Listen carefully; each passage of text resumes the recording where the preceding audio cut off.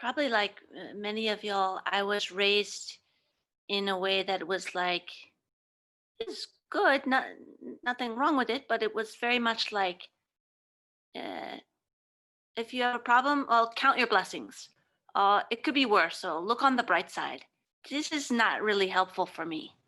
Uh, if I get in that mode of thinking, then something like Tonglen can actually be just another tool that I use to separate myself from other people and put myself below or above or different than them. In actual fact, my heart is very good at breaking, and my compassion is quick to come up. And I don't actually know why sometimes I can have this experience of, I think to myself, oh, I can't watch the news, I can't hear about your problems, I can't feel your pain. And then other times, uh, it is like people were saying, like somehow more space arrives and I have more capacity and I myself feel better in being able to hear someone else's experience.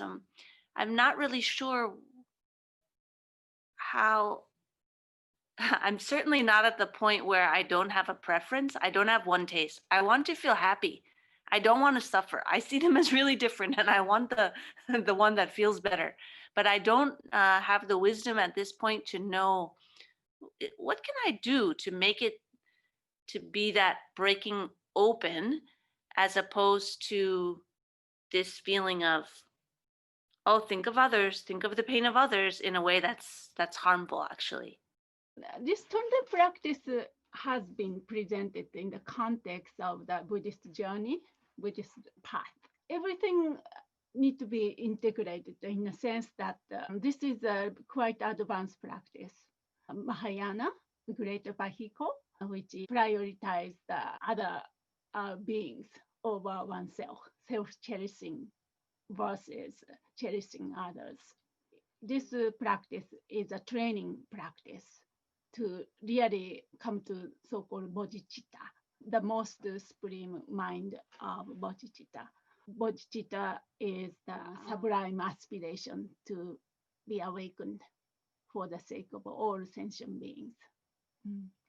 Anyway, why I brought up this context is that sometimes these days, I think Tonlen practice has been practiced without context of the Dharma practice or Buddhist practice.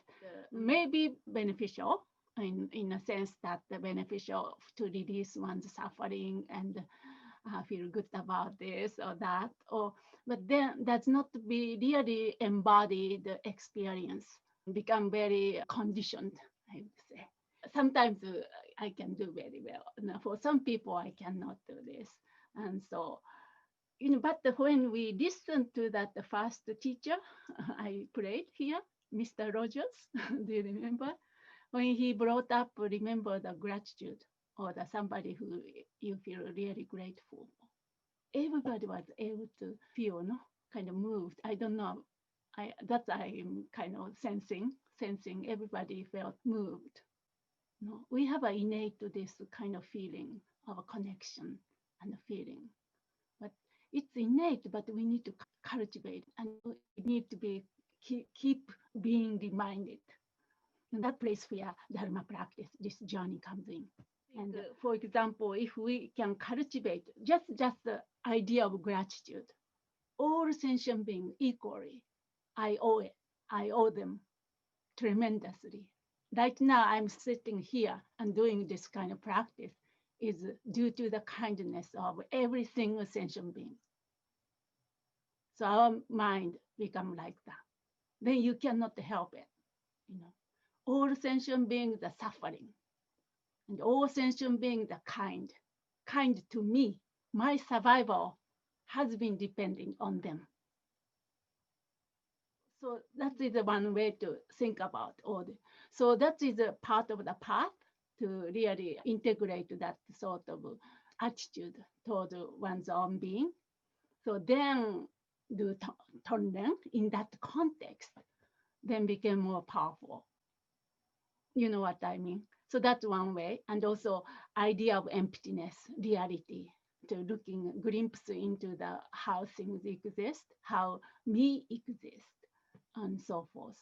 If we are able to integrate all of these things, at least to have some sense of it, then Tonren practice become more natural and more inspired to practice and more powerful and effective.